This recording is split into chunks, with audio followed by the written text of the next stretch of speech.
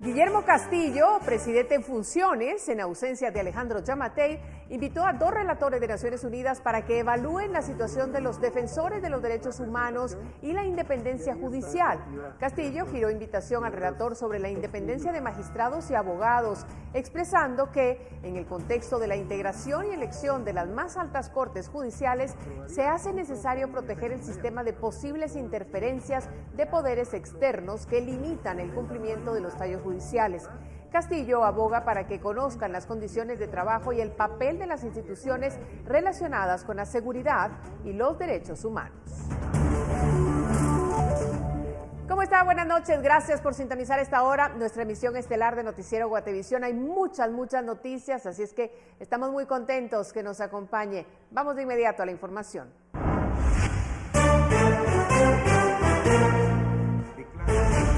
Ministerio Público solicita retiro de inmunidad contra el expresidente Jimmy Morales, señalado de abuso de autoridad por haber declarado non grato a Iván Velázquez.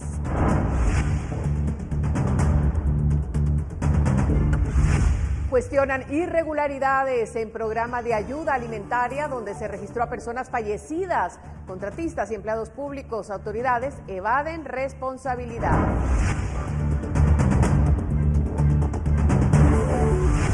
Contraloría General de Cuentas confirma una investigación por la adquisición de alimentos provenientes del contrabando que la cartera de Agricultura utilizó para sus programas sociales.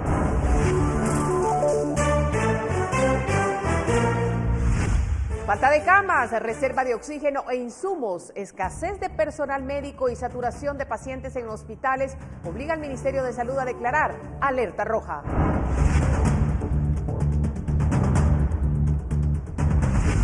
Estados Unidos anuncia la creación de 6,000 visas temporales para trabajadores no agrícolas procedentes de Guatemala, El Salvador y Honduras.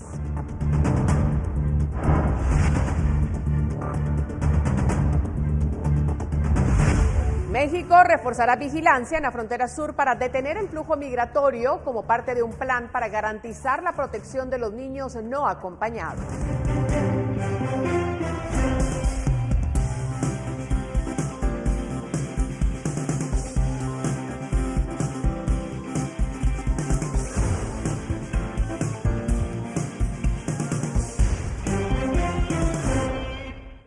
Una serie de anomalías en el programa de apoyo alimentario que busca asegurar la nutrición de las familias afectadas por el COVID-19 fueron discutidas hoy en una citación entre la bancada UNE y representantes de los Ministerios de Agricultura y Desarrollo Social.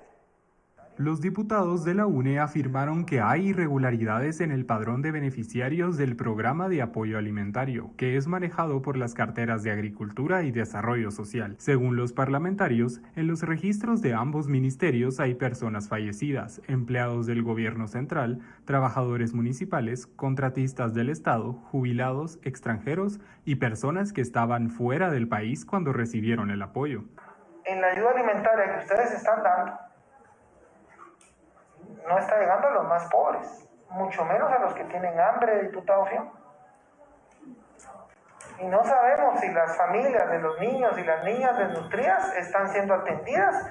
Sin embargo, muertos cobran, extranjeros cobran, empleados públicos y municipales cobran, proveedores del Estado cobran, políticos reparten. Los diputados afirmaron que en los padrones suman casi 200 personas fallecidas, de las cuales 4 murieron en 2020. También contabilizaron a más de 30,000 beneficiarios del Bono Familia, aun cuando la ley prohíbe que estos últimos también reciban un beneficio del programa de apoyo alimentario, que fue creado por la pandemia. Las autoridades de ambas carteras responsabilizaron de las anomalías a la Secretaría de Seguridad Alimentaria y Nutricional, que verifica que los listados de los beneficiarios estén integrados por personas que necesitan la asistencia. La jefa de la entidad, por su parte, aseguró que reciben estos datos de los comités de operaciones de emergencia municipal. Nosotros recibimos los listados por los COEs municipales y el papel de la CESAN es verificar contra los listados de RENAP la duplicidad de números de DPI, si hay fallecidos. Ese es el papel de nosotros y luego remitimos con un oficio esas convalidaciones a cada uno de los ministerios. Bueno, entonces se le pasaron más de 100 fallecidos. La citación ocurrió luego de que Prensa Libre publicara esta mañana que ambos ministerios entregaron una doble ayuda social a más de 31,000 personas bajo el mismo programa. Bueno, los COE les envían los listados, perfecto. Pero los responsables de la revisión somos ustedes, hombre. Está escrito. Si no lo hacen, vienen, se les pide información, no la traen. Pero lo peor de todo esto es que no accionan. De verdad, qué inconsciencia, hombre. Las irregularidades se discutieron tan solo días después de la visita del director ejecutivo del Programa Mundial de Alimentos, David Beasley, quien sostuvo que 400,000 guatemaltecos viven con extrema debilidad física por falta de alimentos, un estado conocido como inanición. Reportó para Noticiero Guatevisión, Carlos Kestler. Y en la misma reunión en el Congreso de la República, los diputados denunciaron que los víveres del programa de apoyo alimentario fueron adquiridos a través del contrabando. La Contraloría General de Cuentas confirmó en la citación de la bancada UNE que el Ministerio Público investiga una denuncia contra el Programa Mundial de Alimentos por la presunta adquisición de víveres provenientes del contrabando. Estos supuestamente fueron utilizados para abastecer el programa de apoyo alimentario, coordinado por los Ministerios de Agricultura y Desarrollo Social. Hasta el momento, el caso se encuentra bajo reserva, por lo que no hay detalles de la cantidad de productos que presuntamente fueron contrabandeados el año pasado, ni de los lugares en donde fueron entregados. Yo le digo al señor ministro, La Máquina y Caballo Blanco, si ustedes compraron producto de contrabando, que es el que baja el precio de nuestro maíz, que es el que baja el precio de nuestros productos, yo creo que está atentando no solo contra la seguridad alimentaria, sino que atentaron contra todos los procesos productivos del agricultor pobre y el agricultor más pobre que está en la Guatemala profunda. Ante los cuestionamientos de los congresistas, el ministro de Agricultura, José Ángel López, afirmó que no estuvo enterado del posible delito hasta hoy. ¿Estaba usted enterado que hay una investigación del Ministerio Público por compra de alimentos de contrabando? No estoy enterado. Entonces está enterado, la Contraloría está diciendo que le requirieron información. Entonces necesito la información de las empresas, pólizas de exportación. Las carteras de Agricultura y Desarrollo Social firmaron el año pasado un convenio con el Programa Mundial de Alimentos para adquirir víveres y priorizar a productores nacionales. Se solicitó una postura al programa sobre la investigación en curso, pero no respondió al cierre de esta nota. Reportó para Noticiero Guatevisión, Carlos Kestler. Y en la misma actividad convocada por la bancada UNE, el diputado Carlos Barreda también señaló a Julio Ricardo Molina Celada, un asesor del Ministerio de Agricultura, de recibir contratos del INTECAP y Puerto Quetzal.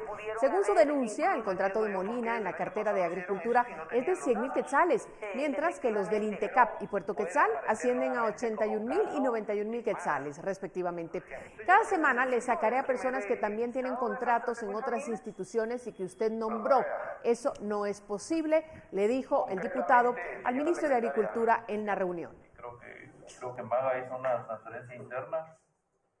Y en otra información, el presidente de Guatemala, Alejandro Yamatei, defendió este miércoles 21 de abril en su discurso ante la cumbre número 17, la Iberoamericana de Andorra, que Iberoamérica defiende con una única voz el acceso equitativo a las vacunas contra el COVID-19 de todos los países. El gobernante se manifestó de esta manera ante el resto de los mandatarios iberoamericanos en la plenaria de la cumbre, después de que el martes 20 de abril criticara duramente al mecanismo de distribución de vacunas de la Organización Mundial de la Salud, COVAX.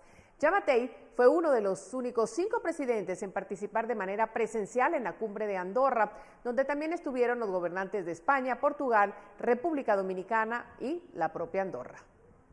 Deseo reiterar enérgicamente en este foro la apremiante necesidad para que la Conferencia Iberoamericana continúe como una sola voz, haciendo el llamado a la comunidad internacional para garantizar el acceso universal, equitativo e inmediato de las vacunas para atender la crisis sanitaria actual, reafirmando que este es un paso fundamental para garantizar el cumplimiento al derecho a una vida sana de los habitantes de este planeta.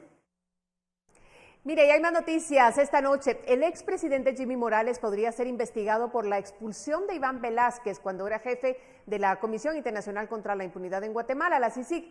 El Ministerio Público ha pedido el retiro de la inmunidad de Morales por 2 delitos. El día de hoy, 26 de agosto de 2017, en este acto y en el ejercicio de mis facultades constitucionales, de conformidad con el artículo 183, inciso P, de la Constitución Política de la República de Guatemala, como presidente de la República, por los intereses del pueblo de Guatemala, el fortalecimiento de un Estado de Derecho y la institucionalidad, declaro non grato al señor Iván Velázquez Gómez en su calidad de comisionado de la Comisión Internacional contra la Impunidad en Guatemala y ordeno que abandone inmediatamente la República de Guatemala. Este fue el anuncio de expulsión y han pasado 1.320 días desde que Jimmy Morales sacó a Iván Velázquez del país. Después de 3 años y 8 meses, el Ministerio Público ha reaccionado y ha pedido el retiro de la inmunidad al exgobernante, quien en la actualidad ostenta el antejuicio como diputado al Parlamento Centroamericano. La Fiscalía contra la Corrupción del Ministerio Público ha pedido el retiro de la inmunidad a Morales este miércoles y lo hace porque declaró non grato a Iván Velázquez en agosto de 2017. Luego del anuncio que hizo Morales, empezó el proceso de cancelación de la CICIG y se concretó. La Fiscalía intenta investigar a Morales por violaciones a resoluciones violatorias a la Constitución y abuso de autoridad. La solicitud del retiro del derecho de antejuicio contra Jimmy Morales se presenta por haber declarado non grato a Iván Velázquez cuando fungía como jefe de la Comisión Internacional contra la Impunidad en Guatemala, CICIG. El Ministerio Público argumenta que el expresidente no habría respetado los convenios de Viena y de Constitución de la Comisión Internacional contra la Impunidad en Guatemala. Además, las autoridades del Ministerio Público consideran necesario investigar a Morales por expulsar a Iván Velázquez de manera unilateral, sin consultar al Consejo de Ministros. Ahora el Juzgado Sexto Penal conocerá la solicitud del retiro de inmunidad a Morales y enviará el expediente al Pleno de Magistrados de la Corte Suprema de Justicia. Ellos decidirán si retiran o no la inmunidad a Morales para que sea investigado por este caso. Con imágenes de Eric Ávila, reportó Edwin Pitán. Bueno, el Ministerio Público presentó la solicitud de retiro de antejuicio en contra del diputado Aldo Dávila, a quien buscan investigar por el delito de abuso de autoridad. El diputado es señalado por la Fiscalía de Delitos Administrativos de haber agredido física y verbalmente a un agente de la Policía Nacional Civil durante una manifestación el 4 de septiembre del 2020. La Fiscalía señala la conducta del funcionario como abuso de autoridad al valerse de su cargo como diputado, realizando actos arbitrarios en contra de un empleado público, haciendo uso precisamente de abuso de sus atribuciones.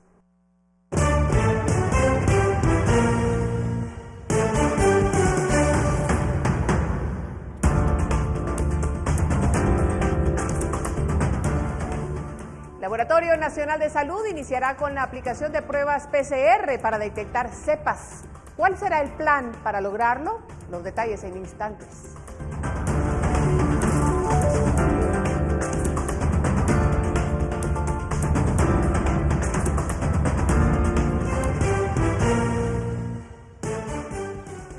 Electroran, la rehidratación de este verano, presenta.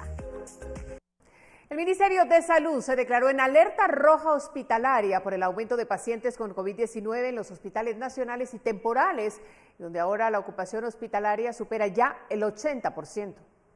Con la finalidad que los servicios estén preparados con personal, insumos y equipo necesario para atender a la población, se ha implementado la alerta roja en hospitales del país. Estos deben activar su centro de operaciones de emergencia hospitalaria y hacer sesiones diarias para analizar la situación y tomar decisiones oportunas. También se debe revisar el abastecimiento de los cuartos de insumos para desastres y retroalimentar al personal con las medidas de bioseguridad de acuerdo al grado de exposición. Asimismo, asegurar el área de triaje o donde se toman las muestras de COVID-19, identificar áreas de expansión para prever flujo masivo de pacientes, asegurar reservas de oxígeno, insumos y equipo para soporte de oxígeno. La medida incluye activar camas disponibles asignadas a COVID-19, verificar necesidades del equipo médico para atender la emergencia, actualizar el recurso humano disponible, organizar y asignar los roles de los turnos del personal de emergencia y verificar saldos de pruebas de coronavirus. Actualmente, el nivel de ocupación en camas para pacientes en estado crítico supera el 80% y los hospitales San Juan de Dios y Roosevelt son los que más llenos están, llegando al 225%. 25 y 159% en ocupación respectivamente.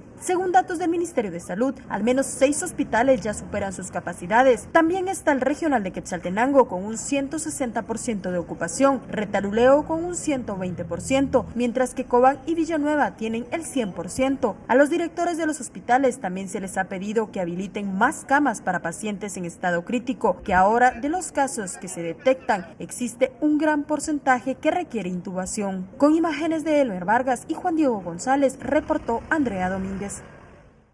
Y Guatemala ahora tiene la capacidad de detectar nuevas cepas de coronavirus con la realización de pruebas RT-PCR, similares a las PCR, pero que usan la reacción en cadena de la polimerasa con transcripción inversa en tiempo real del virus. Ahora le explicamos cómo funciona.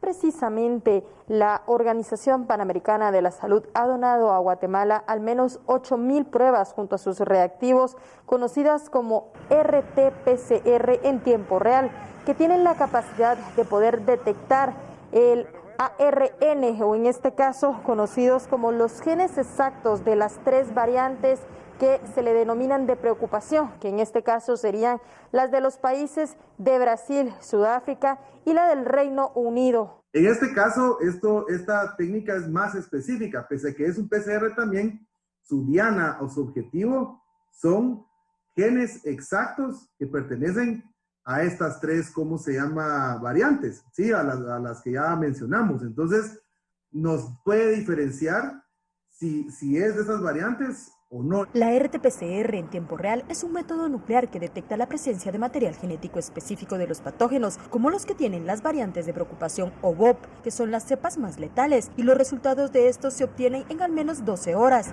Y si no encontráramos nada, entonces agarramos de un 10 a un 20% de las muestras que tenemos nosotros en, ¿cómo se llama?, que salieron negativas para las VOP, y las secuenciamos para ver entonces qué poblaciones de linajes tenemos aquí en el país nosotros. Se ha pedido a los hospitales que si dentro de los positivos se cree que una persona cumple con criterios que les han dado para ser sospechosos a una nueva variante de preocupación, los resultados e hisopados se trasladen al Laboratorio Nacional, donde se aplicará la otra prueba. Con imágenes de Elmer Vargas, reportó Andrea Domínguez.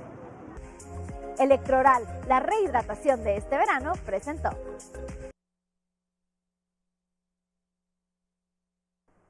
Tenemos más información esta noche. 5 agentes de la Policía Nacional Civil y un comerciante esperan la resolución del juzgado de Amatitlán para determinar si son o no ligados a proceso penal por un crimen.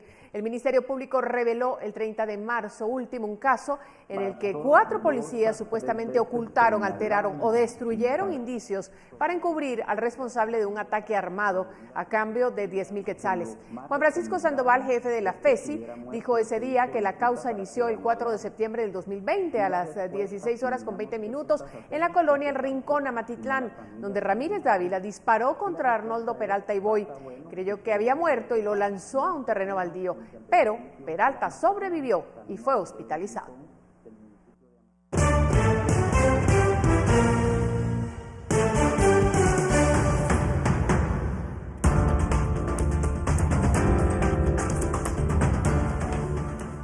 Realizan audiencia por el caso corrupción en tiempos de pandemia, donde se investiga la adquisición de batas por 1.3 millones de quetzales.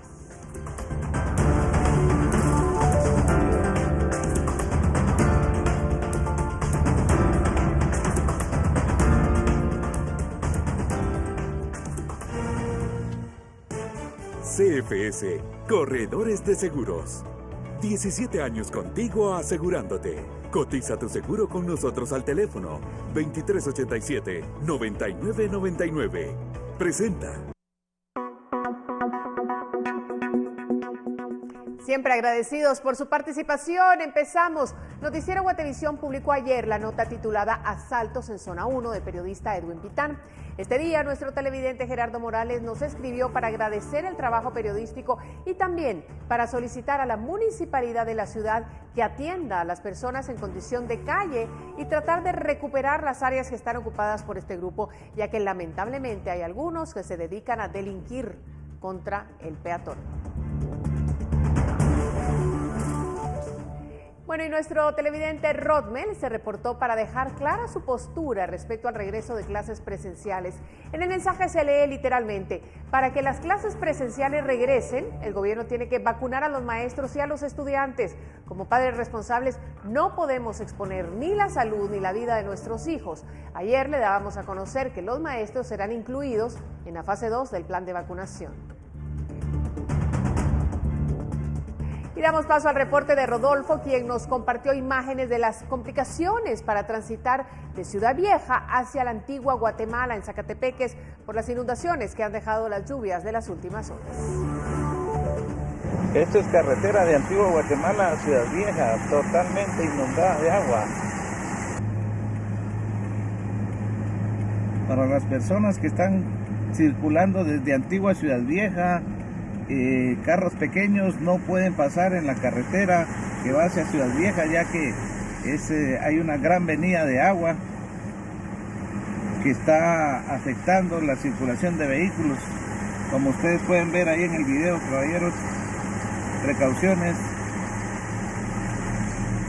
Dale tranquilidad a tu familia al estar asegurado. Asegura tu vehículo, tu casa o empresa. Pide tu cotización al teléfono 2387-9999. Presentó. No deje de compartir con nosotros su información. Mire, hay un grupo de enfermeras del Hospital de Villanueva, el Hospital del Parque de la Industria y del Hospital Roosevelt se plantó frente a las torres de tribunales y expuso su apoyo a la enfermera Brenda Marisol Luch, una de las implicadas en el caso corrupción en tiempos de pandemia. Mientras manifestaban, el Juzgado Cuarto Penal celebraba la audiencia de primera declaración de 3 implicados, incluida Luch. El ente investigador en audiencia señaló que autorizaron la compra de 20,000 batas por 1.3 millones de quetzales, pero no estaban esterilizadas y les imputó 2 delitos. La audiencia continúa y la jueza Cuarto Penal decidirá si son o no ligados a proceso.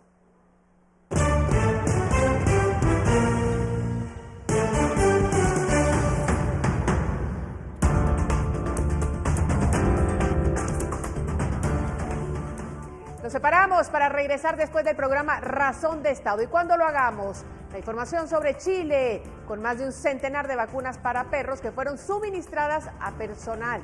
Increíble. Regresamos después de Razón de Estado.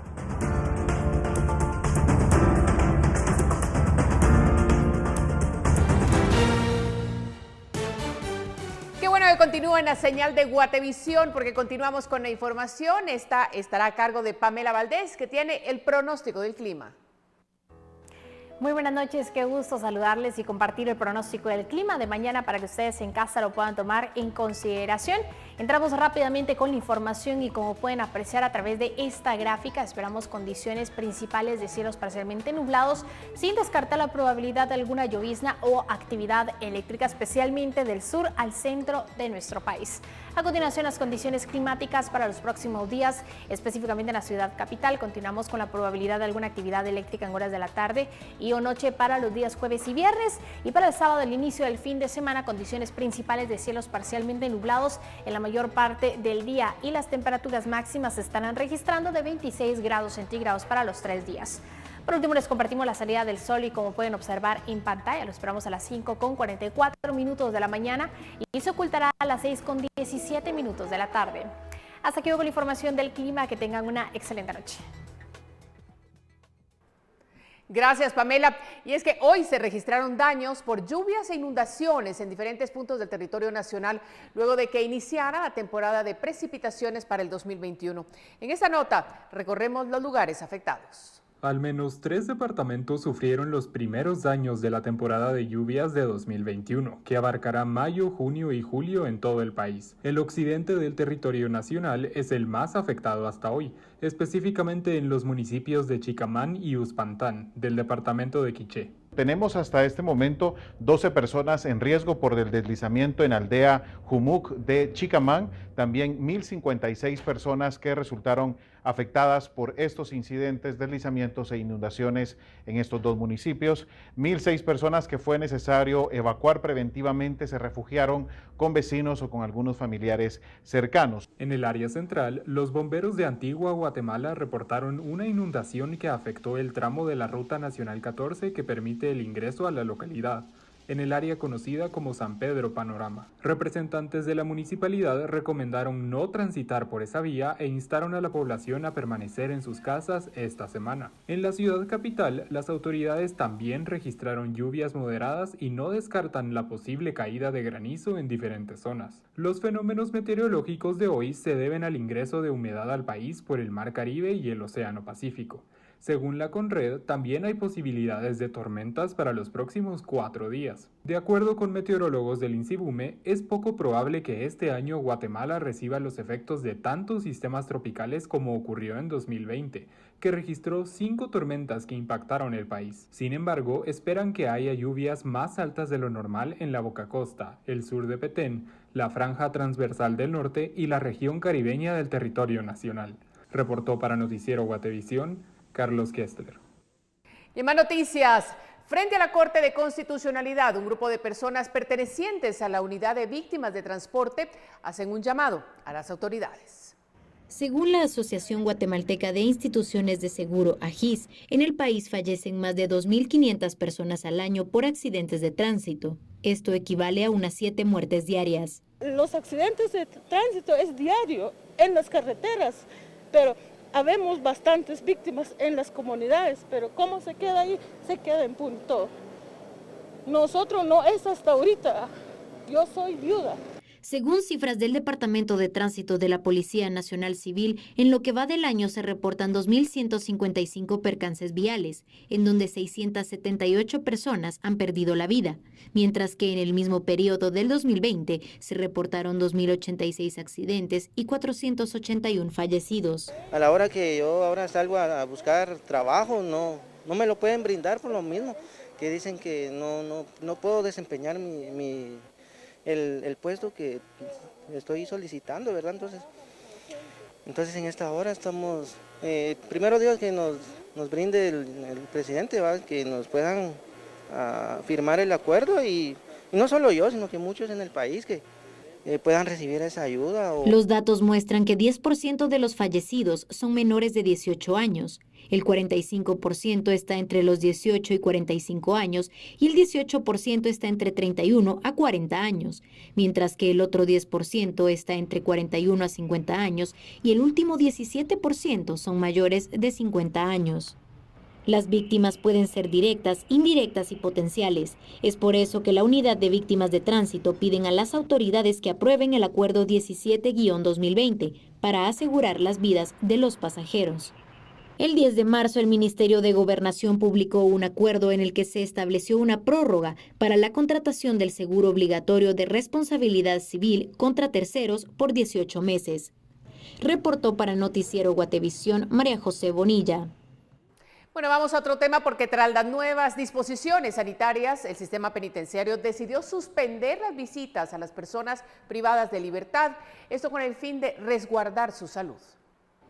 Debido al estado de prevención a consecuencia de la propagación del virus COVID-19, varias cárceles en el país decidieron que los privados de libertad no podrán recibir visitas de familiares o amigos. Sabiendo que hay un estado de prevención, se nos ha complicado el poder aperturar los 21 centros de privación de libertad. Pese a que podemos respetar las medidas sanitarias, sabemos que el tema del hacinamiento es muy complicado y que esto puede generar una propagación masiva. Debido a que el departamento de Guatemala se encuentra en rojo según el tablero de alertas COVID-19, las autoridades de los centros penitenciarios ven de manera urgente el cierre de estas instituciones para evitar contagios masivos. Nosotros le estamos dando prioridad a la salud y a la vida de nuestros privados de libertad, que es lo más importante para nosotros en este momento. Yo les pediría entonces la cordura para no complicar la situación de salud de nuestros privados de libertad.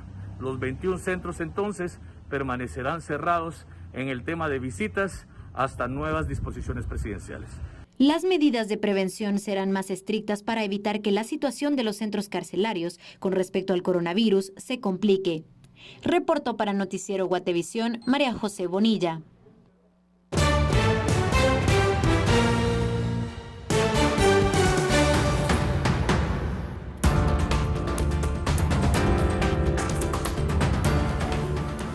México México reforzará vigilancia en la frontera sur. Aseguran que para garantizar la protección de los niños no acompañados. Volvemos.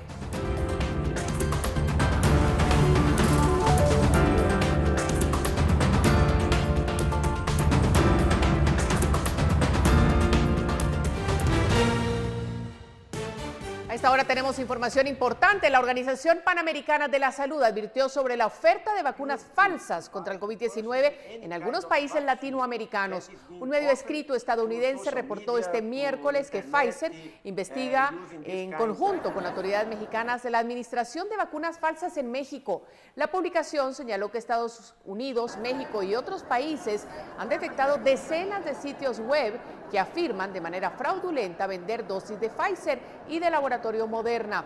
Las autoridades de la OPS recordaron que América Latina y el Caribe es la región con mayor necesidad de vacunas. Miren, un total de 24 pacientes con COVID-19 han muerto este miércoles en un hospital de la ciudad india de Nashik debido a la interrupción del suministro de oxígeno como consecuencia de una fuga. La fuga se registró en los exteriores del hospital, en un camión cisterna que suministraba el gas. Las víctimas estaban conectadas a respiradores artificiales, mientras que alrededor de 31 pacientes fueron trasladados a otros centros médicos. Los hospitales de la India están colapsados debido a la segunda ola de contagios atribuida a una nueva cepa del COVID-19. Y más de un centenar de vacunas caninas fueron suministradas a personas en la ciudad de Calama, en Chile. Un insólito caso que es investigado por la justicia. La denuncia indica que personal veterinario habría proporcionado y aplicado vacunas para perros en al menos 100 personas, bajo la excusa de ser un medicamento para combatir los efectos del coronavirus. Según un informe del médico veterinario, habría asegurado que en Argentina ocurrieron supuestos casos exitosos de tratamiento contra el COVID-19 gracias a la vacuna óctuple, lo cual no es real. Sin embargo, el médico insistió en su idea y distribuyó el falso estudio entre un grupo de veterinarios de la ciudad de Calama. Luego, el profesional se habría vacunado él mismo con el medicamento para poner a prueba sus ideas y para generar anticuerpos en su organismo. Y México reforzará la vigilancia en la frontera sur del país para detener el flujo migratorio como parte de un plan anunciado por el presidente Andrés Manuel López Obrador para garantizar la protección de los niños que cruzan por territorio mexicano hacia Estados Unidos. El mandatario mexicano se reunió con los gobernadores y funcionarios de los estados de Chiapas, Tabasco y Campeche en la frontera colindante con Guatemala para coordinar acciones en materia migratoria. López Obrador anunció que la estrategia en esta participarán distintas entidades del Poder Ejecutivo.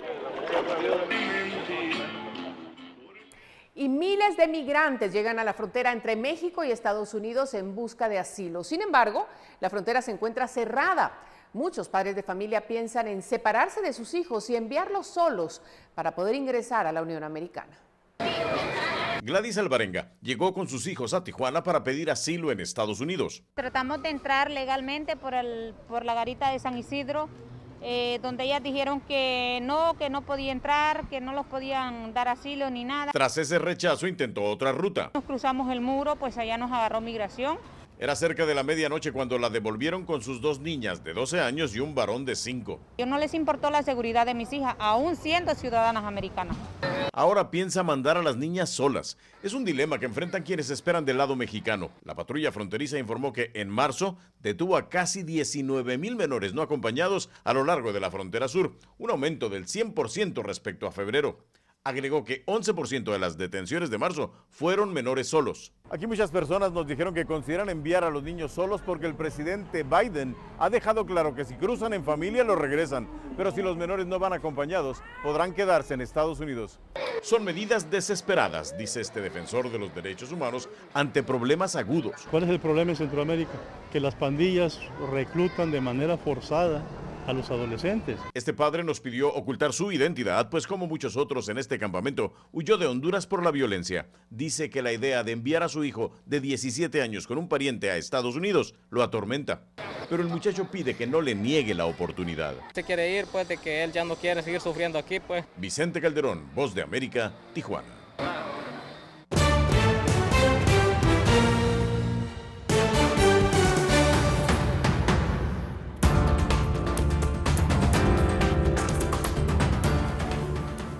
Estados Unidos anuncia la creación de 6,000 visas temporales para trabajadores procedentes de Guatemala, El Salvador y Honduras. Regresamos con eso y más.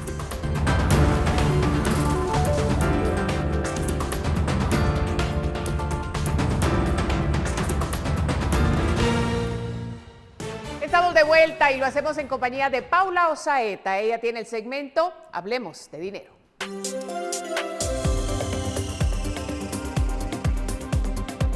¿Cómo están? Buenas noches. El 20 de abril, Estados Unidos anunció 22,000 nuevos visados para trabajadores no agrícolas, entre ellos 6,000 para personas procedentes de Guatemala, El Salvador y Honduras. El Ministerio de Trabajo, a través del programa de trabajo temporal, generará acercamientos con distintos empleadores en los Estados Unidos que estén interesados en la contratación de guatemaltecos para actividades no agrícolas. Durante el 2019, el Departamento de Movilidad Laboral del MINTRAB recibió 38,000 solicitudes para aplicar a la visa H-2A. Esa cantidad se cubrió en tan solo 4 meses, pero un año después la entidad refiere que son 32,000 los guatemaltecos que aspiran a una oportunidad laboral. Y desde el viernes pasado, cuando el presidente Alejandro Yamatei anunció las nuevas disposiciones, restaurantes en todo el país mostraron su molestia, pues se siguen viendo afectados por las decisiones que toma el gobierno y consideran que de nuevo muchos empleos están en peligro y hay comercios al borde de la quiebra. Es por eso que presentaron un amparo en la Corte de Constitucionalidad. Este miércoles por la noche, el movimiento La Comida Nos Une, que está conformado por más de 300 marcas de restaurantes en el país, presentaron un amparo en la Corte de Constitucionalidad, pues consideran que no se están analizando las consecuencias de las restricciones que se han impuesto, que se pueden traducir en cierres de comercios y pérdidas de empleo. Son los propios dueños, son los propios trabajadores los que me dicen, ya no tenemos nada que perder, tenemos que tomar acción antes de irnos a la quiebra, antes de perder nuestros trabajos. La Comida Nos Une incluye restaurantes de todo el país, de la capital, Quetzaltenango, Huehuetenango, Quiché, Cobán, Sololá, Antigua, entre otros. Con el amparo presentado, buscan ser parte de esas mesas de diálogo que el gobierno hace para tomar decisiones, para dar un aporte a través de las experiencias que han tenido y para dar a conocer cómo están operando y a partir de allí que se tomen las medidas. Eso es lo que busca en el fondo, que se restituyan estos derechos y que se les permita a ellos trabajar y en ninguna parte o en ningún momento están tratando de que se levante completamente las restricciones, porque también están muy sabidos y muy entendidos que estamos en una pandemia. Entonces, ellos están dispuestos a tomar todas las medidas de bioseguridad que sean necesarias. Consideran que solo con el diálogo van a poder encontrar las soluciones más eficientes para que la economía no sea afectada más y que se puedan mantener los empleos de los que dependen más de 200,000 familias guatemaltecas. Y uno de los principales motivos por los que una persona abandona su empleo es la incomodidad, porque no se encuentra del todo feliz con sus actividades laborales o el ambiente que vive todos los días. Si usted inició hace poco su negocio y está en el proceso de contratación de personal, tome estas recomendaciones en cuenta para que se sientan cómodos y felices en su lugar de trabajo. Lo primero que debe hacer es comunicarse y escuchar a sus empleados. Asegúrese que toda la información se entiende bien y está clara. Puede también tratar de ser abierto con ellos, escucharlos y darles la confianza de que puedan platicarle en cualquier momento. Construir un ambiente ameno y colaborativo mantiene al equipo feliz y aunque no lo crea, los resultados son mejores. Trate de no tener ambientes serios, incluso algunos días pueden tomar un momento para hacer actividades juntos. Eso los hará integrarse más y trabajar en equipo. Tener espacios agradables no basta. También es necesario ofrecer beneficios o darles incentivos que no siempre tienen que ser económicos. Puede optar sí por bonos al alcanzar algunos objetivos, pero también puede hacer una entrega de premios, por ejemplo, para reconocerle el trabajo a sus colaboradores. Y algo fundamental es que conozca a su equipo de trabajo. Poco a poco vaya familiarizándose con cada uno, conozca sus gustos y platique incluso de su familia. Eso hará que crezca una conexión diferente y que se tenga confianza. Espero que estos consejos les sirvan. Yo regreso mañana con más en Hablemos de Dinero. Bueno, juzgue usted. Con eso nos despedimos esta noche. Gracias por su sintonía. Regresamos mañana con más información. Y en este momento lo dejamos con estas imágenes de un gato negro que se acercó a un cúmulo de basura en una de las calles de Egipto. Pero este pequeño travieso provocó un incendio a plena luz del día. El video muestra que las llamas en la basura iniciaron después de la llegada del animal. El pirómano felino se alejó del fuego y continuó su camino, pero este acto de vandalismo quedó grabado por una cámara de seguridad. Bueno, habría que estudiar el fenómeno. Gracias por su sintonía. Buenas noches.